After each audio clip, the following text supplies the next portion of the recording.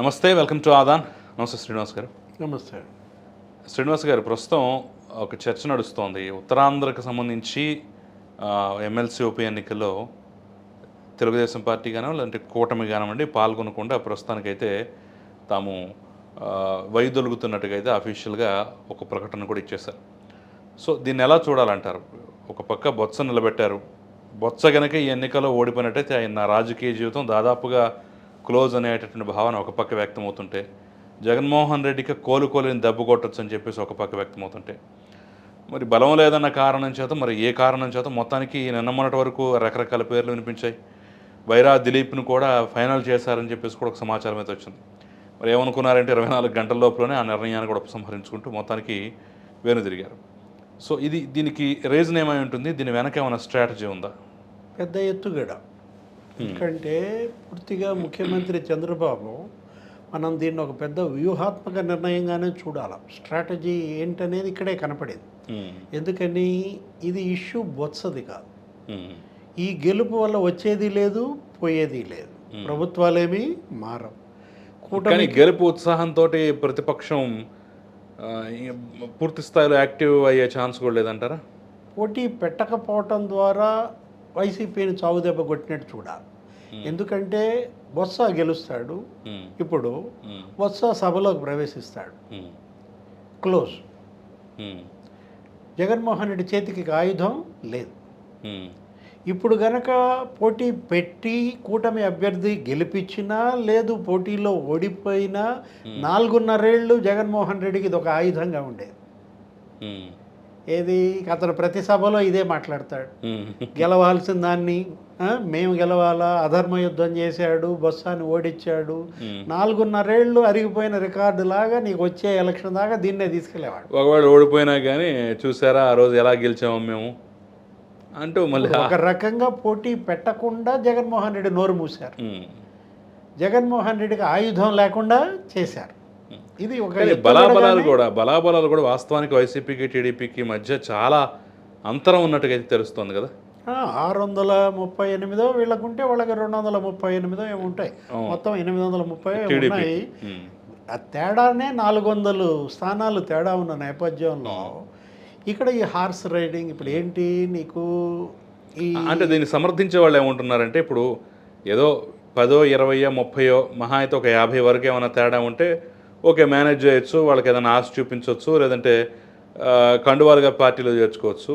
But దాదాపు 300-400 పైచులకు తేడా ఉన్నప్పుడు ఇంతమందిని ప్రలోభ పెట్టడం, వాళ్ళ గొంతెమ్మ కోరికలు తీర్చడం, వాళ్ళని పార్టీలోకి తీసుకొచ్చి ఆల్రెడీ పార్టీలో ఉన్న వాళ్ళకి నెగిటివ్ అవ్వటం, గ్రూపులు తయారు చేయటం, మన చేతులతో మనమే గ్రూపులు తయారు చేయటం, ఇవన్నీ అవసరమా అని చెప్పేసి అంటున్నారు. ఇది లాజిక్ అంటారా?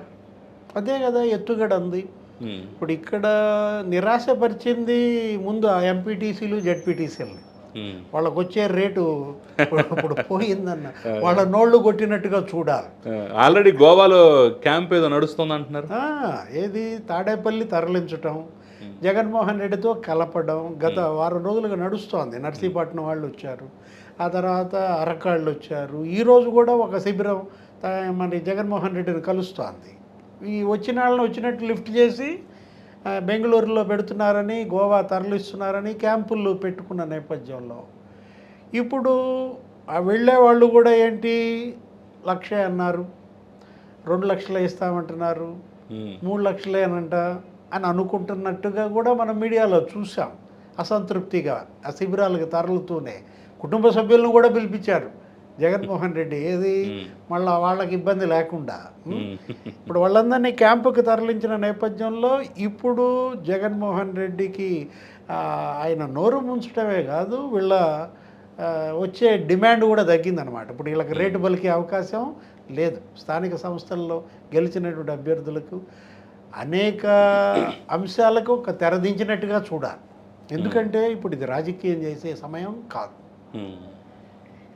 ఈ శిబిరాలని లేకపోతే క్యాంపులని అటు ఇటు వీళ్ళు దూకడము, మీరు అన్నట్టుగా తెచ్చుకుంటాం ఎంపీటీసీలు జెడ్పీటీసీలు ఇక్కడ పాదుకుని ఇంతకుముందు కష్టాలు పడి కేసుల్లో చిక్కుకున్న వాళ్ళని తెచ్చి వీళ్ళని పోటీ పెట్టడం వల్ల ఏం జరుగుతుంది? లేనిపోయిన ఆ నియోజకవర్గంలో, ఆ మండలంలో, ఆ ప్రాంతీయ ప్రదేశంలో లేని కుంపు పెట్టుకున్నట్టుకుంటుంది. ఉమ్, ఏదైనా ఇవాళ బొత్స సత్యనారాయణ సభలోకి అడుగు పెడుతున్నాడు. ఉమ్, ఆ, మొత్తానికి బొత్స కుటుంబానికి ప్రాతినిధ్యం లభించినట్టు. ఉమ్, భార్య భర్త ఇద్దరు ఓడిపోయారు. అటు ఆమె ఝాన్సీ విశాఖ ఎంపీగా 5 లక్షల పైన ఓట్ల చిలుకుతో ఓడిపోయింది ఆమె భరత్ చేతిలో. ఈయన ఓడిపోయాడు ఎక్కడ, చీపురుపల్లిలో కళా వెంకట్రావు చేతిలో. అసలు మేనల్లుళ్ళు తమ్ముళ్ళు కూడా ఓడిపోయిన పరిస్థితుల్లో బొత్స కుటుంబమే డిమినిష్. ఉమ్. ఇప్పుడు కానీ ఇప్పుడు ఇప్పుడు ఎమ్మెల్సీ అవటం ద్వారా మళ్ళీ బొత్స కుటుంబానికి ఒక ఆసరా, ఒక అండ, మళ్ళీ ఒక జవజీవాలు వచ్చినట్టు అనుకోవచ్చు అంటారా? అంటే జవజీవాలు వచ్చినా రాకపోయినా దీపం ఆరలేదు, మొత్తానికి చెయ్యి అడ్డం పెట్టుకున్నావు, చంద్రబాబు వల్ల ఉఫ్ అనలేదు. ఏదో మొత్తానికి మినుకు మినుకు మంటున్న పరిస్థితుల్లో రేపొద్దున అసలు కుంపు కౌన్సిల్లో ఉంది. బొత్స సత్యనారాయణ ఎమ్మెల్సీగా అడుగు పెట్టగానే ఆగుతాడా? మరి నేనే రేపటి శాసన మండలి ప్రతిపక్ష నాయకుడి హోదా నాకు కావాలంటే లేళ్ల అప్పిరెడ్డి పరిస్థితి ఏంటి? నిన్నగాక మొన్న లేళ్ల అప్పిరెడ్డిని ప్రకటించారు శాసన మండలి వైసీపీ పక్ష నాయకుడిగా. ఉమ్మారెడ్డి వెంకటేశ్వర గారికి ఇవ్వకుండా లేళ్ల అప్పిరెడ్డికి ఇచ్చిన నేపథ్యంలో ఉమ్మారెడ్డి వెంకటేశ్వర్లు అల్లుడే రాజీనామా చేసేసాడు, కిలారి రోసయ్య. అసలు ఉమ్మారెడ్డి గారు ఇక ఆయన అజ్ఞాతం, అది వేరే విషయం. మరి అసలు కుంపు ఇప్పుడు బిగినవుద్దా? బొత్స వర్సెస్ లేళ్ల నడుస్తుందా? ఇప్పుడు ఇది అటు చేసి ఇటు చేసి ఇప్పుడు ఈ విశాఖ శాసన మండలి ఎన్నిక అంటే ఇక్కడ ఒక కామెంట్ కూడా వస్తుంది,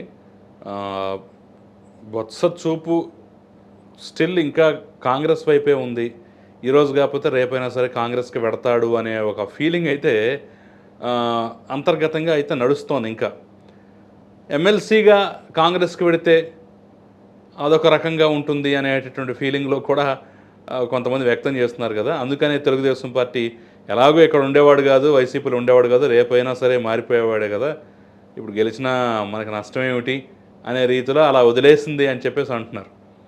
ఇది లాజిక్కేనా? అయి ఉండొచ్చు. ఎందుకంటే వ్యూహం వెనక అనేక ఎత్తుగడలు. నువ్వు బొత్స సత్యనారాయణ ఇప్పుడు ఎమ్మెల్సీగా ఒక్కడే వెళ్ళడు, పోతూ పోతూ కట్టకట్టుకుని వెళ్తాడు. ఇది ఇప్పుడు ఉన్నటువంటి ఎమ్మెల్సీల్లో ఒక పెద్ద గ్రూప్నే తనతో పాటు తీసుకెళ్లే అవకాశం ఉంది. ఎందుకని? అతను ఒక పెద్ద ఉద్దండు, రాజకీయ దిగ్గజంగా చూస్తాం మనం కూడా. మరి ఉత్తరాంధ్ర మొత్తం ఆ కుటుంబం ఇన్నేళ్ళు ఏకఛత్రాధిపత్యంగా ఏలిందంటే ఇవాళ ముఖ్యమంత్రి కావాల్సినాడు వెంట్రుక వాసిలో తప్పిపోయాడు. ఆ రోజు కిరణ్ కుమార్ రెడ్డిని తీసేసి తనను ముఖ్యమంత్రి చేయమని ఒత్తిడి అప్పట్లో కాంగ్రెస్ పైన. ఇప్పటికీ కాంగ్రెస్ హైకమాండ్తో బొత్స సత్యనారాయణ ల్యాబింగ్ ఏమీ చెక్కు చెదరలేదు. ఢిల్లీ పెద్దలందరితో అతను సన్నిహిత సంబంధాలు ఉన్న నేపథ్యంలో బొత్స సత్యనారాయణ ఒక్కడే వెళ్తాడా, మొత్తం ఎమ్మెల్సీలు జగన్మోహన్ రెడ్డి ఇంకా మిగతా ఒక 7-8 మంది ఎమ్మెల్సీలతో వెళ్తాడా? వేచి ఉండాలి, వెండి తెర మీదే చూడాలి.